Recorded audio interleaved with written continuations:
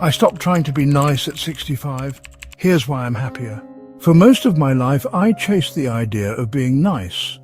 Not kind, not compassionate, but nice. That watered-down version of goodness that's all about pleasing others, avoiding conflict, and putting yourself last. I didn't realize it at the time, but nice was a costume I wore to keep the peace, earn approval, and avoid discomfort.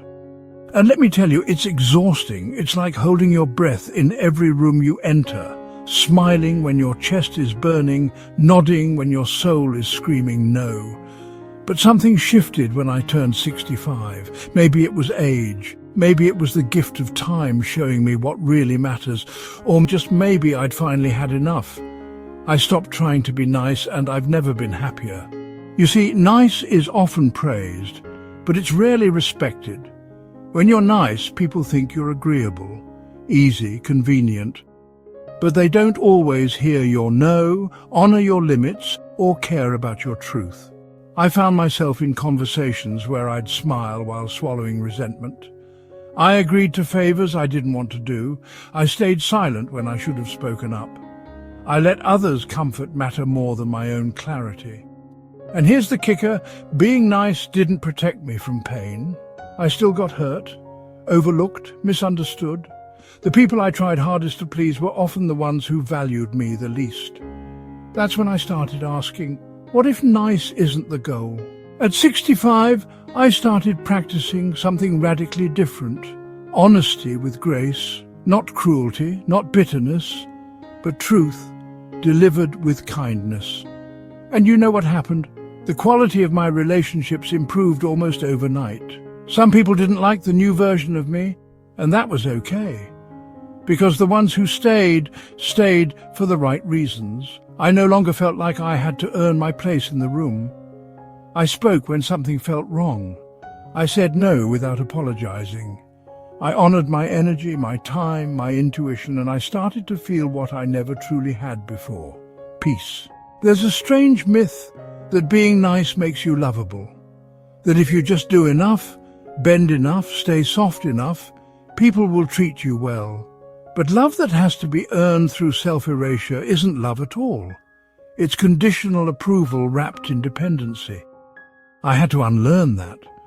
I had to teach myself that my value isn't in what I can do for others. It's in who I am, whether they approve or not. That shift gave me freedom. I could walk into a room without performing. I could speak without second-guessing. I could rest without guilt. And most of all, I could disappoint people and still feel worthy. The truth is, aging gives you perspective that youth simply can't. You start counting time differently. You don't want to waste years being misunderstood, underappreciated, or half-present in your own life. You begin to realize that authenticity is far more satisfying than approval. I'd rather be respected for being real than liked for being agreeable. That's the kind of wisdom that doesn't come easy, but it lasts. Because once you stop trying to be nice, you make room for something far more powerful: integrity. I started showing up as myself, not a filtered version designed to fit others' expectations. If I was tired, I said so. If something didn't sit right, I named it. I stopped laughing at jokes that weren't funny. I stopped keeping the peace when it came at the cost of my own. And you know what I found? That real kindness, rooted in truth, not fear, is magnetic. It's calm. It's firm. It doesn't chase. It simply exists. And the right people are drawn to it. Letting go of nice also taught me boundaries. I used to think boundaries were selfish or rude. Now I see them as sacred. They say, this is where I end and you begin. And when I hold those boundaries, I protect my joy, my health, my relationships. I no longer tolerate drama disguised as connection or manipulation dressed as need. If someone can't handle my limits, that's their discomfort to carry, not mine to fix.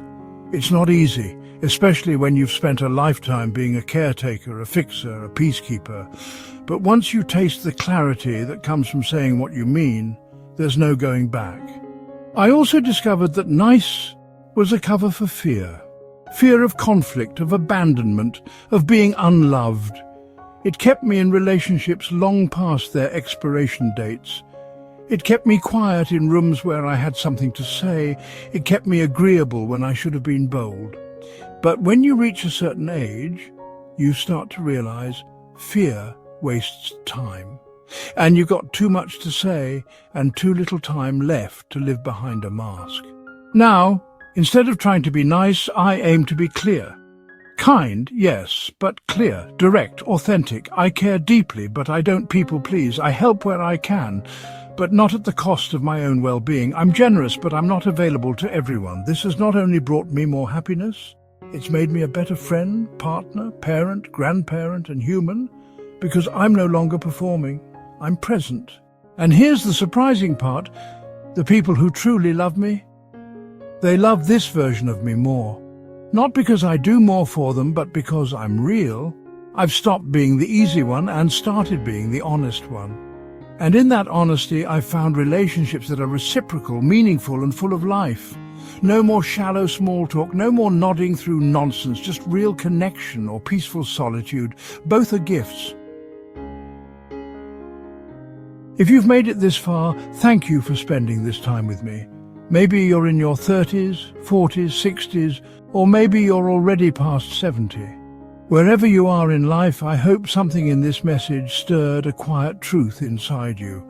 Because this isn't just a story about me getting older and changing how I show up. It's a universal reminder that you don't need to wait for life to give you permission to be real. You don't need to earn your worth through constant giving, smiling, nodding, or shrinking. You can make a different choice today. You can be kind without being small. You can be honest without being harsh. You can be powerful without being feared. That balance of heart and backbone is where true contentment lives. So here's what I'll leave you with. If you've been carrying the weight of being nice your whole life, set it down for a moment. Feel the ground under your feet without the pressure of approval. Ask yourself honestly, who would I be if I wasn't so focused on being liked? What parts of me have I hidden to make others comfortable? What joy have I delayed in the name of being polite? These are the questions that change everything. Because in the answers, you'll find the path to a more peaceful, authentic life. And if this message spoke to you, if you felt seen, understood, or just a little less alone, don't keep it to yourself. Share it with someone who might need it. Leave a comment below and tell me, what have you let go of as you've grown older? What have you stopped doing that used to drain your spirit? I read every story, and trust me, there's someone else out there who needs your voice just as much as you needed to hear mine today. If you're new here, consider subscribing to the channel. We talk about the quiet wisdom that comes with age, the kind of topics most people overlook but deeply shape how we live and love. And if you're already part of this growing community, thank you.